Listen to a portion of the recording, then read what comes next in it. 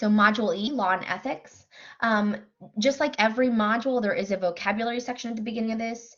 If you are not familiar with some of these different legal terms like assault, battery, defamation, definitely take advantage of the vocabulary section, and we will be taking care of or going over these as well in the lecture, but you need to have some of those, you need to know those for your test. Let me fix my notebook here real quick. Okay.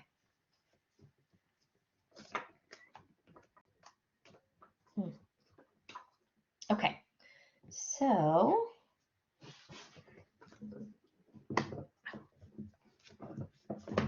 sorry, give me just a second here. My note. Okay. All right, so we are going to talk about ethical conduct. We're going to talk about residents' rights. If you've ever been in a hospital or a nursing home, you'll see posted residents' rights. We're going to give examples of abuse, neglect, and misappropriation of property. We'll explain the role of the healthcare personnel registry, which we actually talked about in one of our very first lectures. And we're going to talk about the role of the nurse aide in securing informed consent prior to providing care. And there are different types of consent, and we're going to talk about what those differences are and which types of consent we as nurse aides are allowed to get legally and which ones we're not. So laws are rules made by government to help protect the public, okay? We can be held liable if a law is not obeyed, and we may be fined or jailed depending on what we've done, right? There are two types of laws. There's criminal and civil, and you do need to know the difference. Criminal is an offense against the public, whereas civil deals with relationships between people. Some other key terms you want to know. Tort. This is a wrong committed against a person or property, and it can be unintentional or intentional. So when you did not mean to cause harm, that's unintentional, of course, but when you did, it's intentional. Malpractice. This is when you give care for which you are not legally allowed to perform. So remember that task list we went over on the first day of class and we pulled up on the screen? So if you do a task that you are not legally allowed to perform, for example, starting a blood transfusion, then you would be guilty, couldn't think of the word, of malpractice. Negligence, these are actions or a failure to act or give proper care that result in injury. Some examples of this. If Mildred is allowed to have water and you do not refill her pitcher all day, you have been negligent. If you do not lock the locks on the wheelchair in bed during a transfer and your patient falls and breaks a hip, you have been negligent. Assault and battery, you want to know the difference between these. Assault is the act of threatening to touch or attempting to touch a person without their consent, versus battery is when you have actually touched a person without their consent. So an example of assault, that would be, Mildred, if you don't stop kicking in this bed, I'm going to tie you to the bed. Okay, I didn't actually do it, but I threatened it. So that's assault. Battery would be hitting a resident, for example, or performing a procedure on a resident after they have refused. Those are examples of battery. Consent is the right to decide what will be done to our body and who can touch our body. Like I mentioned, there are different types of consent. There are written, verbal, and implied. So written consent is when someone signs a form. You know, I'm going to have a surgery. I've read the risks and benefits. I sign to say it's okay to do this surgery on me. Verbal consent is like a yes or a no, an okay. So if I ask, may I change your dressing, your wound dressing, and the patient says yes. The third one is implied consent. The best example of the easiest example of this is if I go in and say, Mildred, could I take your blood pressure? And Mildred reaches out her arm to me. So that's implied consent. Which one of these do you think a nurse aide cannot obtain? Which one can a nurse aide not obtain?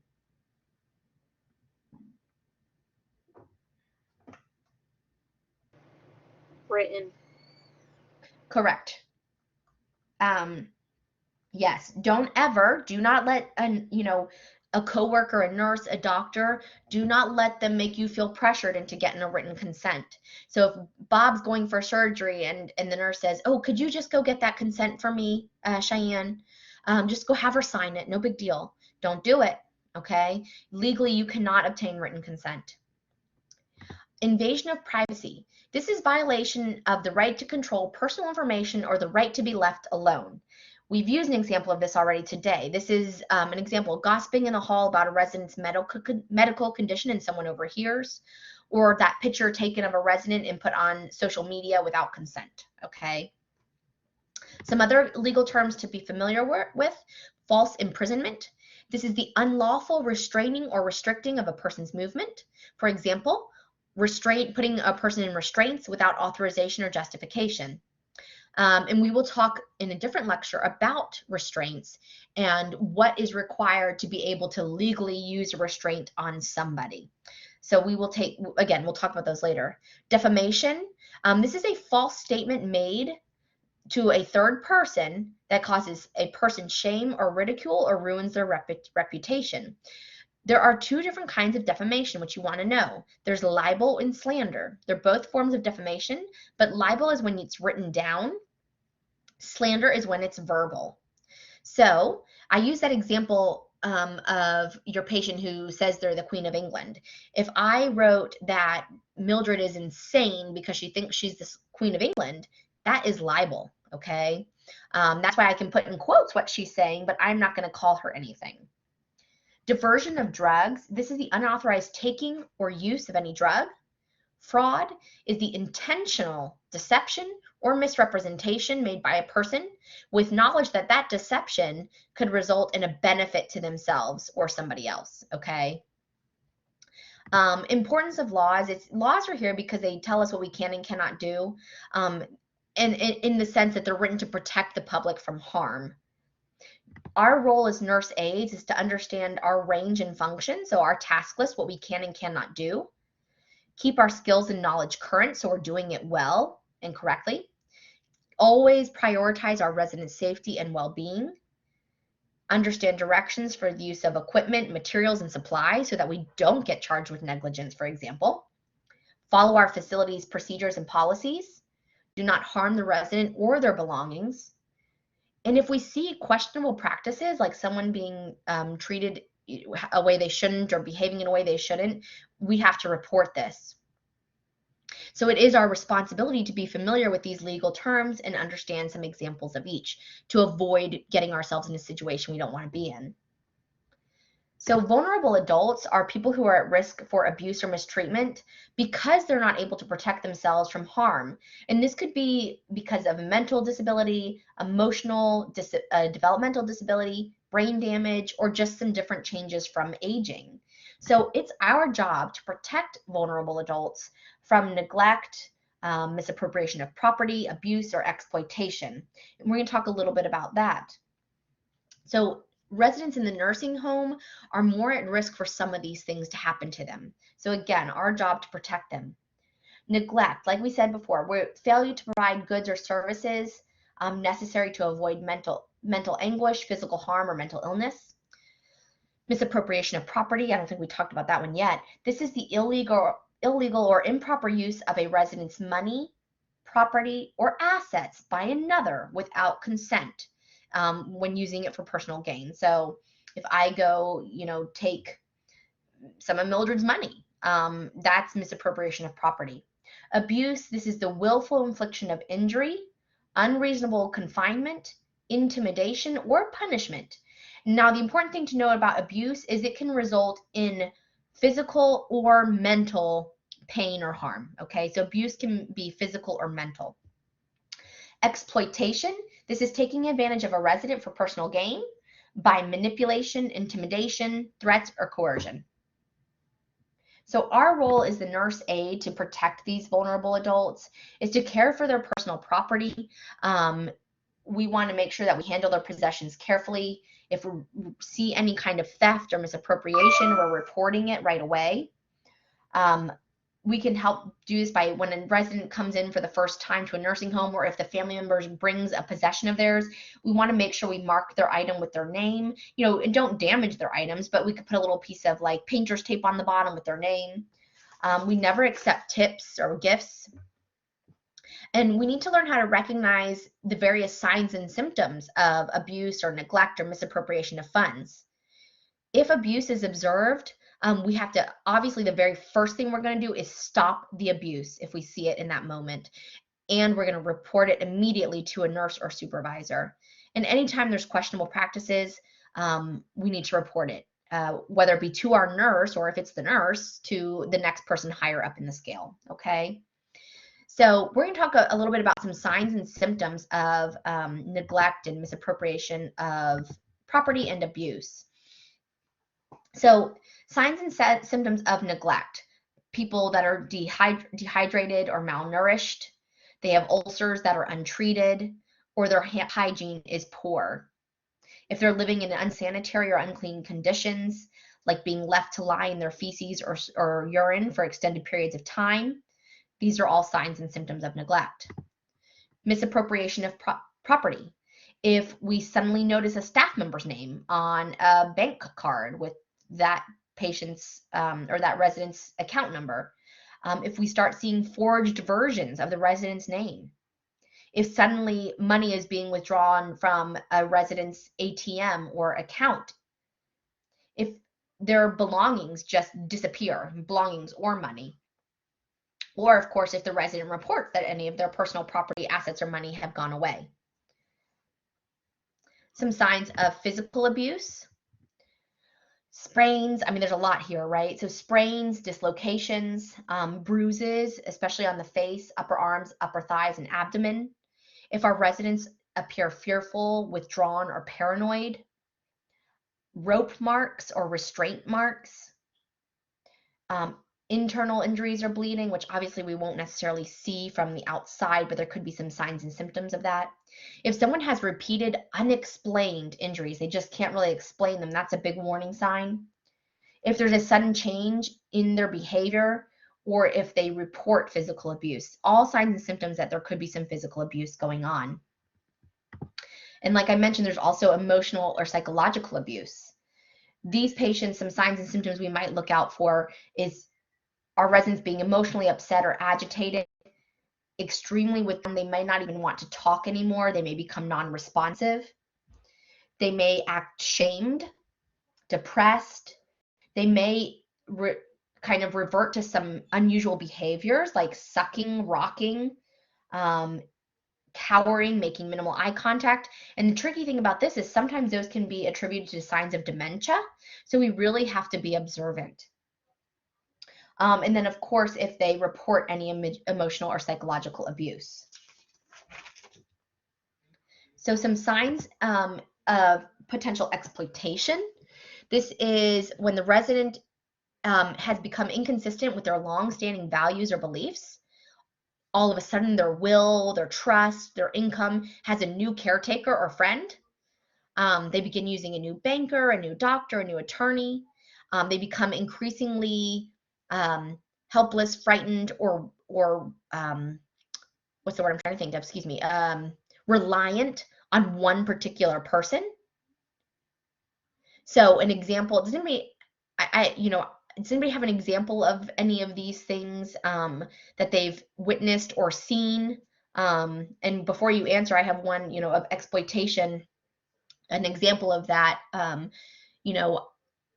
let's say somebody goes to, well, I have an uncle who, this could have potentially been an exploitation thing, and we'll never know. He's since passed away, but he went through a hard time because he was an alcoholic and went into therapy. And in therapy, he got this buddy of his. And once he became friends with this guy, he started distancing himself from the family and didn't want anybody around and didn't share anything with us. And, eventually when my uncle passed away, it was this man who got all of his benefits, his funds. And so it was just with, a lot of these things that you see as signs and symptoms of exploitation kind of fit that picture. So those are big warning signs when they just start to not trust who they've normally trust, or they change doctors, or they change therapists, etc. Does anybody have any other examples or any questions about some of the signs and symptoms, whether it be of the exploitation, the misappropriation of property, abuse, anything like that?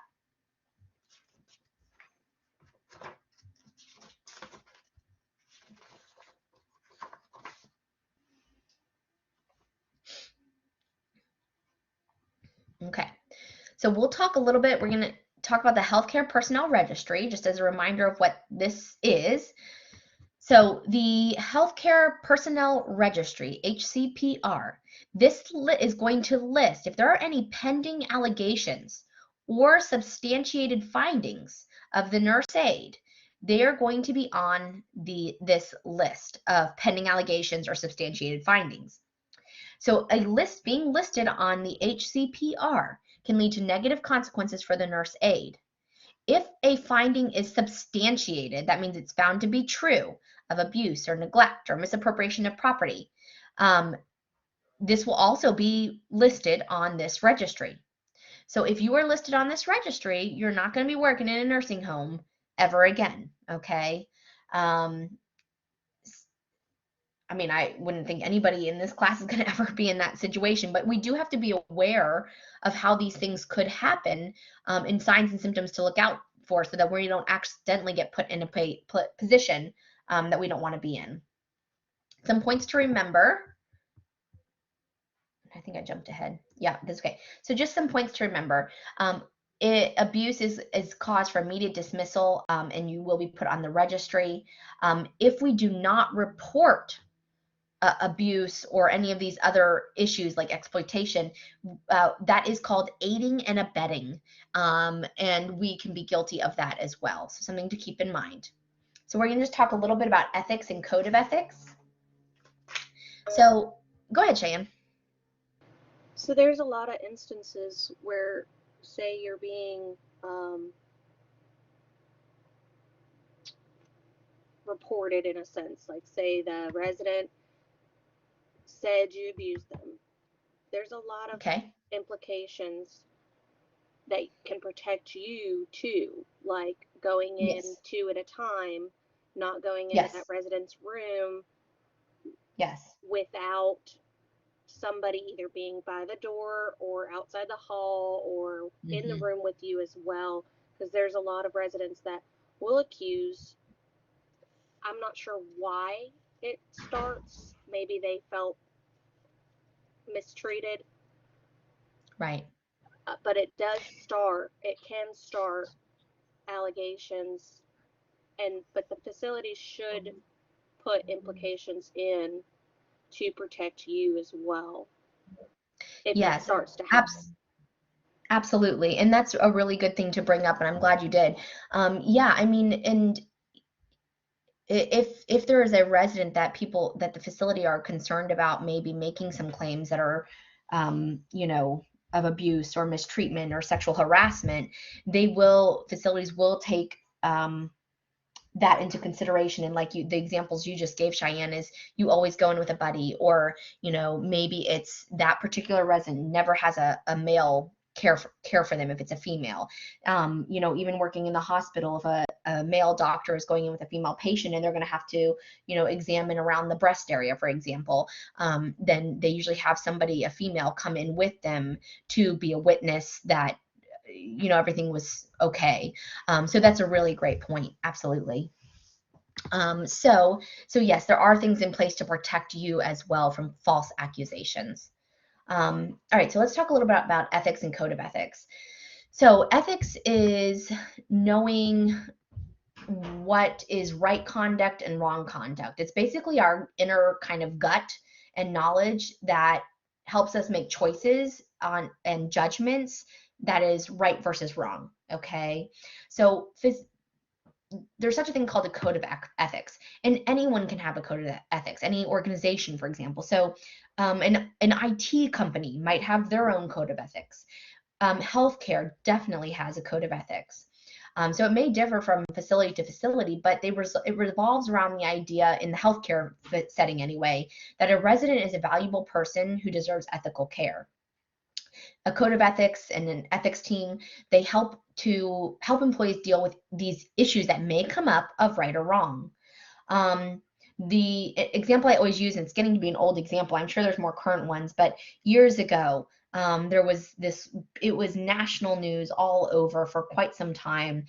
There was this woman who, I forget even what the initial injury was, maybe a car accident or something, and she was medically deemed to be brain dead. And because of this accident, she had been put on life support, intubated on life support, but she was declared medically brain dead. So there was this big ethical debate over her husband, who said she would never want to be left living like this. I mean, brain dead on an intubated for years. She would want to be taken off life support and allowed to pass. Then there was her family, her parents, I should say, who said, no, we're keeping her on this life support for as long as it takes. And this debate, like I said, went on for years. And it was this huge ethical thing of what was the right thing to do, take her off the life support or keep her on. So hospital healthcare settings have an ethics team and a code of ethics to help with these types of situations. Confidentiality, we talk about this when we talk about ethics, just because not disclosing or telling information is really important. We want to keep information private except to authorized people. Privacy, this is the personal responsibility and activities that we do as nurse aides to prevent the intrusion of one person onto another. And what that means is, closing a curtain so that Mildred's next neighbor in the bed right next to her can't see everything that's going on. Or lowering our voice when we need to talk to a resident about their condition, especially if it's a more sensitive subject. And that brings us on to these basic human rights, which I mentioned we're going to talk a little bit about. So basic human rights, and this is different from residents' rights, but they go together. So basic human rights are our rights that are protected by the Constitution of the United States. This is the right to be treated with respect, live in dignity, pursue a meaningful life, and be free of fear. Some examples of infringement on these rights is addressing the resident as children, using demeaning nicknames for the resident, leaving a door open when they're bathing, or threatening a resident with harm. Whereas residents' rights, this is defined as residents have the same legal rights as all citizens, which is the rights we just spoke of, but also they are protected by the residents' rights as well. These rights were written into federal law, OBRA. Remember when we talked about OBRA on the first day? And they identify how a resident must be treated while living in a long-term care facility. So the residents' rights provides a code of ethics for healthcare providers, and it's going to be posted, like I mentioned, in all of the facilities. And residents and their family members are given a copy of the residents' rights on admission. Somebody that you guys want to be familiar with, especially if you go working in long-term care, is somebody called an ombudsman. I had never heard of an ombudsman until I started teaching this class years ago. So an ombudsman is a person, and there's multiple people in North Carolina, they're assigned to like a particular area, and they are basically advocates for residents of long-term care facilities. So if we have a concern about how the residents in our facility are being treated, whether it be all of the residents or a particular resident, we can actually contact, or family members or the patients themselves can contact the ombudsman, and that ombudsman will come in and do their own investigation of the situation to make sure that the resident is being treated appropriately and their rights are being withheld or being held. So ethics, again, this is the knowledge of right or wrong. It guides our sense of duty and conduct. It guides us in providing quality care equally to everybody. And in our ethics are vital to the safety and well-being of our residents. They help us to use good judgment. They help us to keep our patients private and confidential, document accurately. It guides us to report suspected abuse or mistreatment. Let's see what else. Most of that we've talked about already.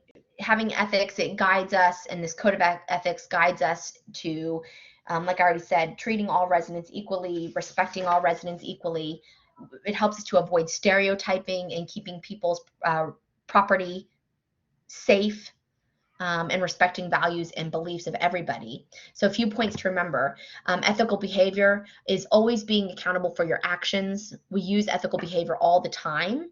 And while keeping in mind that ethical behavior can vary from different culture and social backgrounds, because we're all individuals and we all think differently.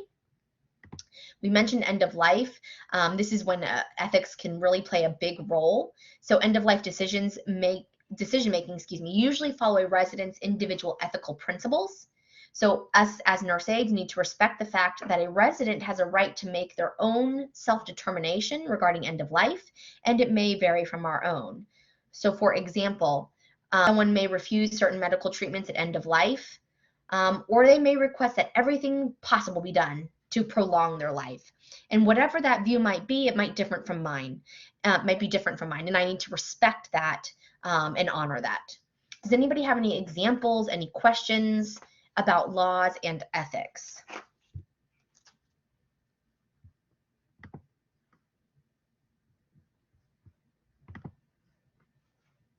Okay.